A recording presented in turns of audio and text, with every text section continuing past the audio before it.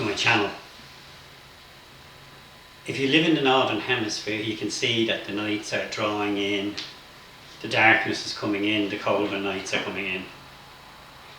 And we're coming up to the big festival to celebrate this, Halloween.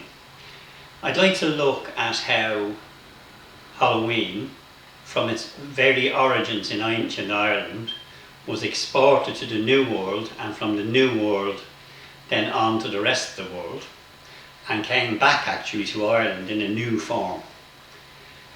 We look at this little chap here and see how he is the ancestor to the pumpkin. We look at all the traditions, games, dressing up, etc., and all the things that goes with the big party atmosphere and festival that's Halloween today, and how they came from their beginnings in Ireland. In ancient Ireland, the festival of Samhain was a very serious festival. It was preparing for the winter. It had very serious undertones. The veil between the worlds was at its thinnest. Spirits could come from the other world, not all of them benign. And we invited the ancestors in and helped them and asked them to help us with our winter preparations. We'll have a look at all that and see how it relates to today's Halloween.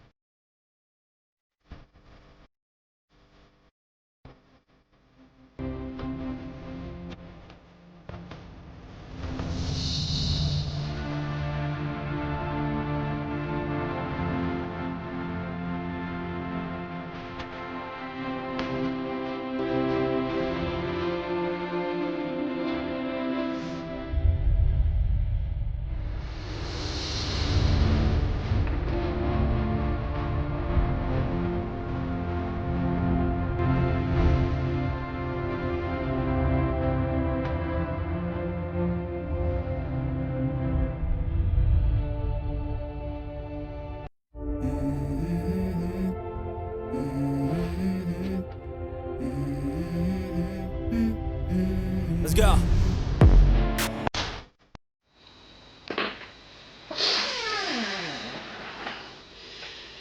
As millions of children and adults participate in the fun that's Halloween on the night of October the 31st, very few will be aware of its ancient roots in the Samhain festival. Let me just be clear at this stage, it's Samhain, it's not Samhain. If you're not a native Irish speaker, really don't try and get your head around the BH or the MH in Irish words. It would be a video in itself to explain it, just accept it. They're usually pronounced as a V or a W. And again, it would be a whole video to explain which is when. But in this case, it's a Samhain, not Samhain.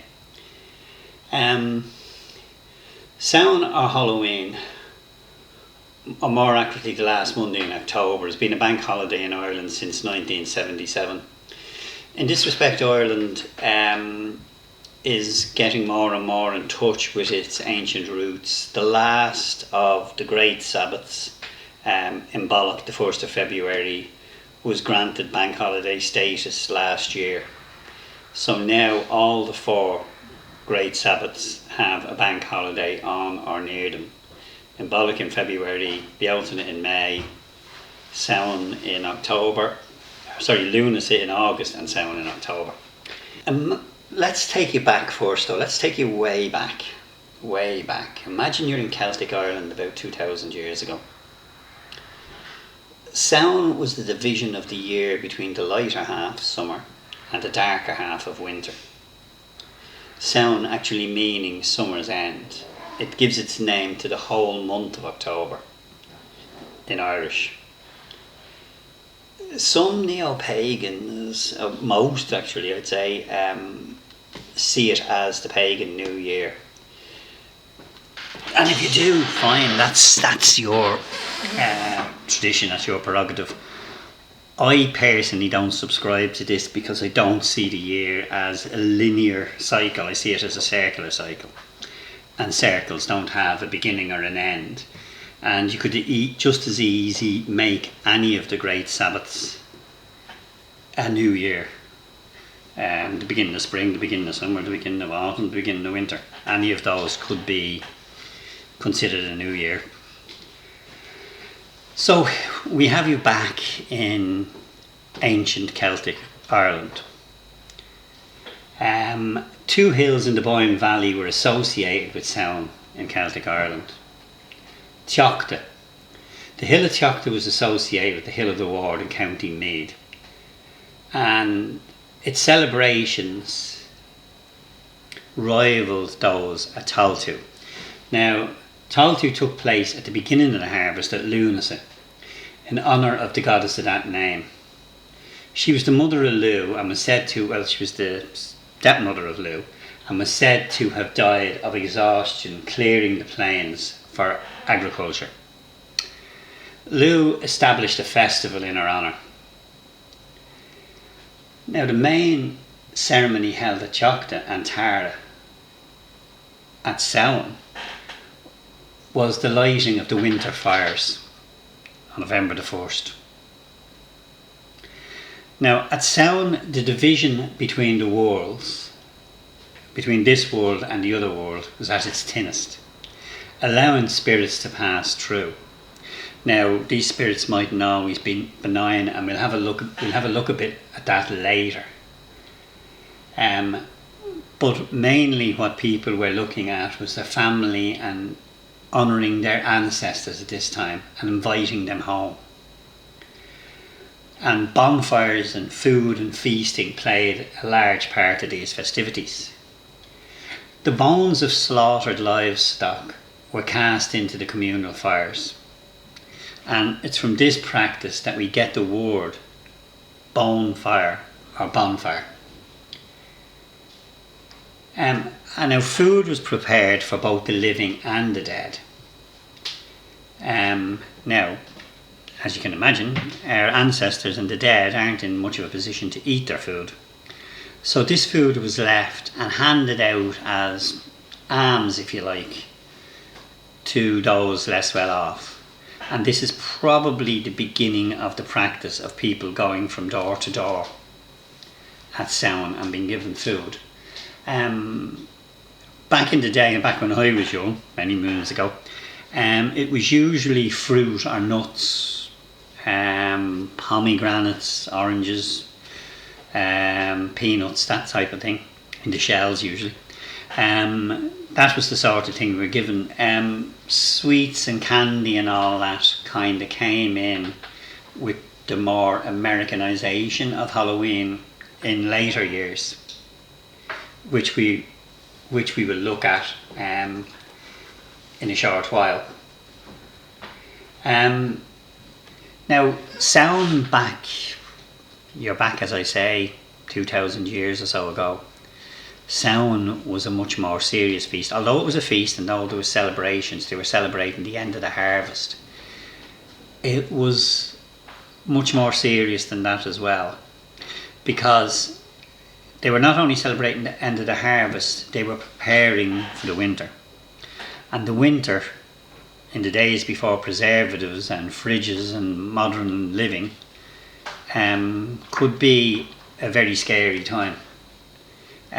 You had to get it right.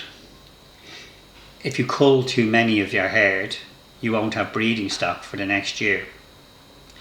If you cull too few and you have a long hard winter, both your animals and yourself are going to start to run out of food before there is any new growth.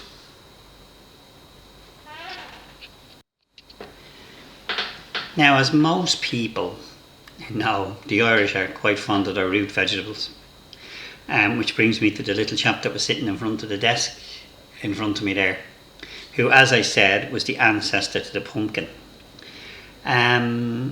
Pumpkins are not native to Ireland, native to the Americas, and not native to Ireland. So back in the day when we had jack-o'-lanterns or Halloween lanterns, they were usually carved from a turnip. So they were like turnip heads. Obviously later on, when this practice got exported to America, pumpkins are a lot easier to carve out than a turnip. Pumpkins are native to America, and pumpkins are more colourful and an easier shape. So the practice was transferred to pumpkins. Now the whole jack-o'-lantern is a story in itself. And the story is more a Christian one than a pagan one, but we'll go into it. You see, Jack was a bit of a boy. He was quite a smart lad. And the story goes that he tricked the devil, or did a deal with the devil, that he would be never taken into hell. There's one slight problem with this plan in Christian law. If you start doing deals with the devil, or bartering with the devil, you're not welcome in heaven. So he found when he died, he wasn't welcome either place. So he was left to roam the earth with just a lantern to light his way. And that is the beginning or the origins of the jack-o'-lantern. While we touch on Christian law, we'll get to the Christianization of Halloween. Halloween was quite a dark festival, and probably one of the ones that you would have expected that wouldn't be Christianized. A bit like mistletoe. Mistletoe was, all the evergreens were Christianized for Christmas, but mistletoe never was. We'll deal with that as a later video.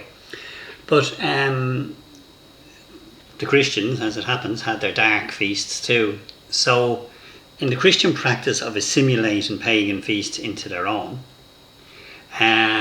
they incorporated the honouring of the dead into the Christian calendar with All Saints or All Hallows, which was on November the 1st. Now, if All Hallows is November the 1st, October the 31st is All Hallows Eve, which got shortened as it went along to Halloween. And there's All Souls Night is November the 2nd.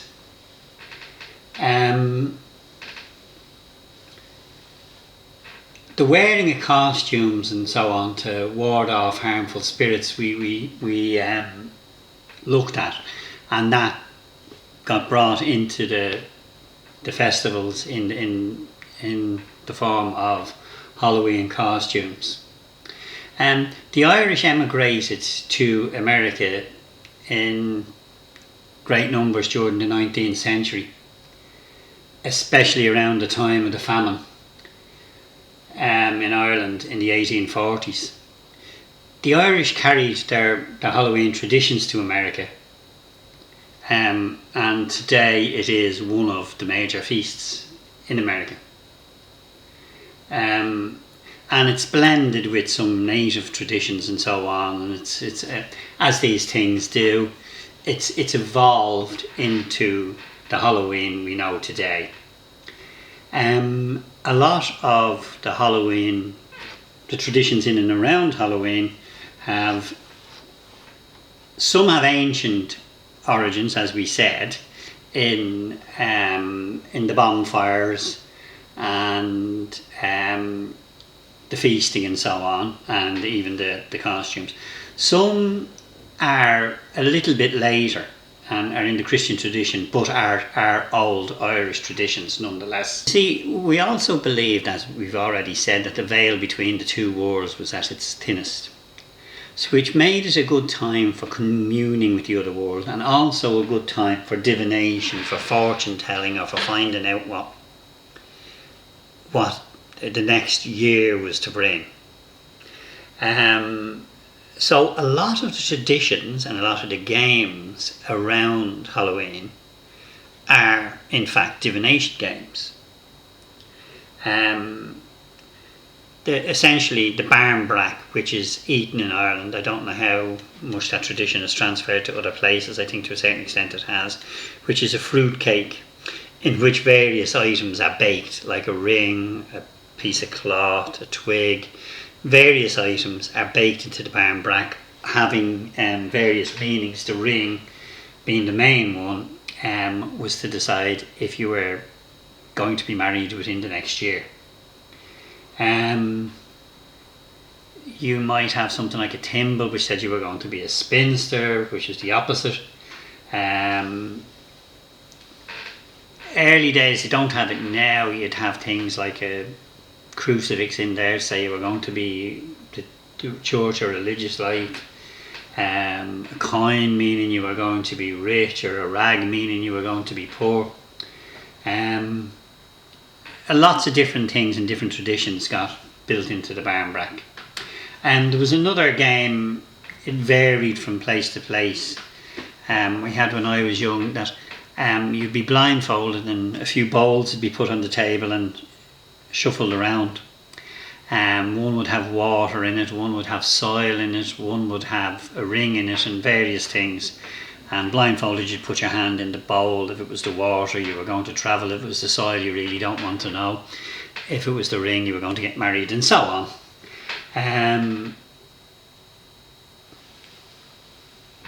There was various games like that. Some of them, as I say, like if you put your hand in the soil, and so on. Some of the meanings could be dark.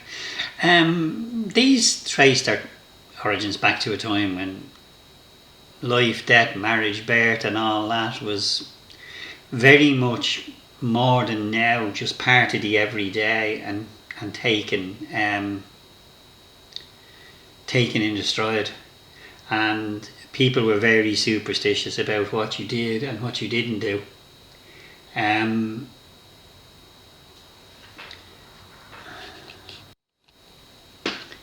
Another game we played at Halloween was, there was two similar ones. There was bobbing for apples, and there was another one tying an apple from a string and trying to bite the apple with your hands tied behind your back. This tradition is more comes from Roman Britain, I think, than Ireland, but then was incorporated into the Irish celebrations. The celebration was young unmarried people would bob for the apples or try to bite into the apple, and the first person to manage to take a bite would be the next one allowed to marry. Apples in themselves are a sign of fertility and abundance, so you can see the connection.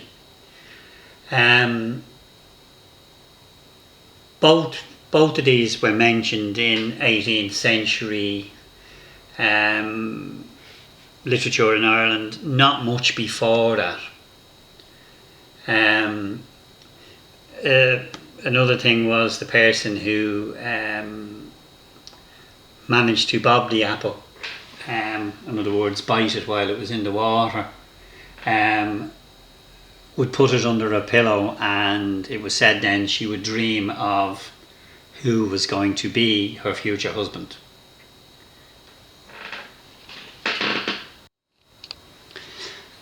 There were other foods. I don't think these were really exported, and personally, given my taste, I can see why.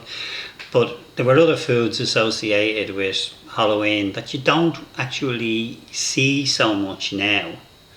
Well, certainly in urban Ireland, you may still get them in rural parts of Ireland. One of which I particularly detested, other people may think it was absolutely gorgeous, was colcannon.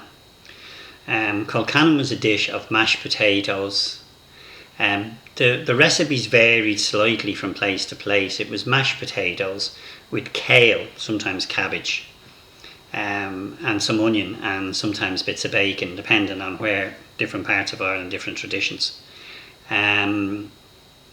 Basically all mixed up together.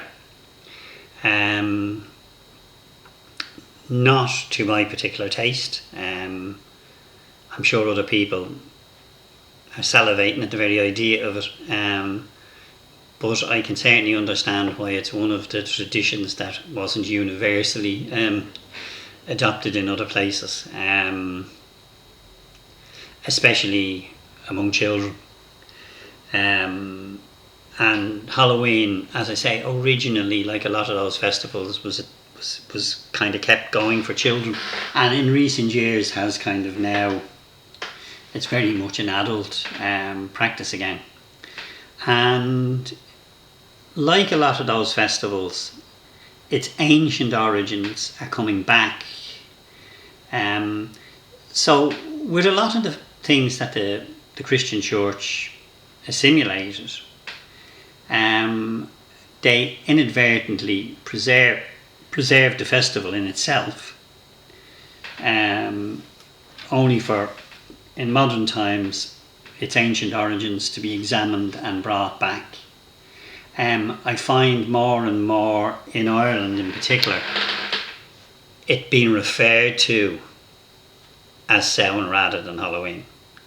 A lot of the posters around for the parties that are going on or for the festivals that are going on are labelled Samhain rather than Halloween.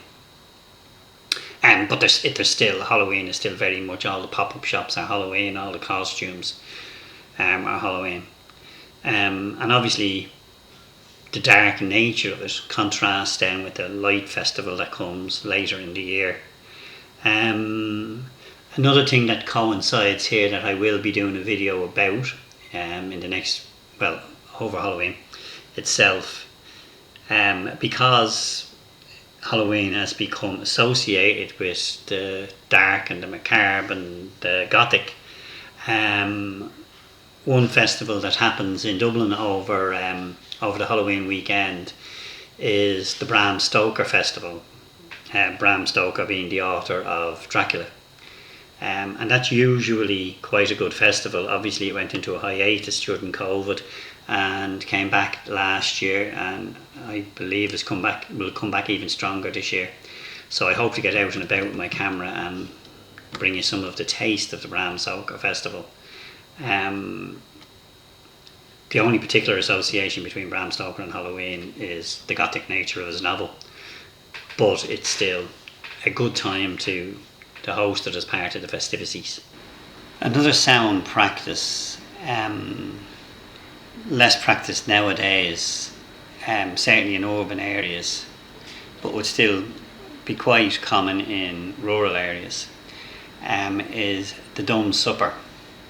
And the Dumb Supper is quite an old Irish custom and originates mostly from the idea of setting a place for the deceased at the supper.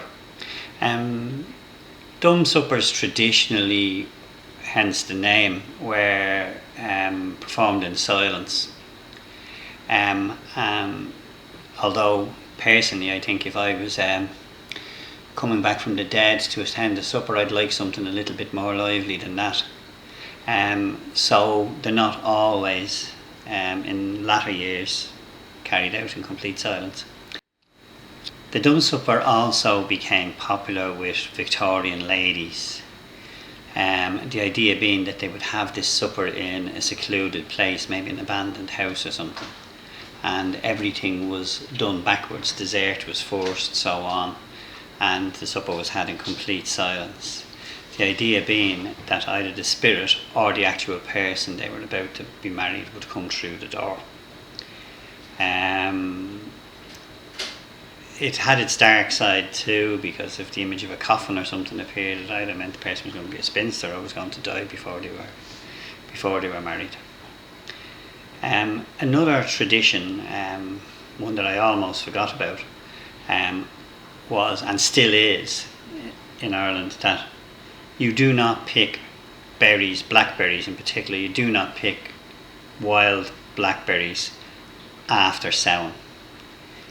The idea being that the puka, a mischievous rather than malignant spirit, would poison them all at Halloween, and they were no longer safe to eat. It's a good practice in reality, because by the time it's getting to this time of the year, we can go to a supermarket, buy our berries and do what we like. It's good to leave what berries are on the bushes at this stage for the animals and the birds. So there's a good underlying reason for that practice. I hope this gave you some kind of an idea of where Samhain and Halloween came from, where its origins came from. I'm not one of these people that kind of look skew ways at the Americanization of it and think, oh, isn't that terrible? It's popularized it as Halloween, yes it has, and brought it into this whole fantasy fluffy thing, but it's also got people, and those of you looking at this video, interested in its origins and interested in sound. And if a very small percentage of the people who encounter Halloween then start to dig deeper and find out about the festival of sound, then I can't see that it's been a bad thing. So I hope you enjoyed this video. I will be bringing you a lot more. I had a bit of a hiatus myself for medical reasons, so I'm going to start in earnest now. I hope you enjoyed this video. If you did, please give it a thumbs up, like, please subscribe, because I will be producing a lot more now. One of my next ones will be the Bram Stoker one, and hit the notification bell so you get notified when I do them. Granted, over the last year you wouldn't have been disturbed by my notification bell very often, but I hope over the next year it to be pinging up in your notifications quite often, and hopefully with material and information you'll find interesting. So have a good sound, have a scary sound, have a blessed sound. I hope it sets you up for the winter and keeps you all safe through the dark days until the light starts to come again. Slán.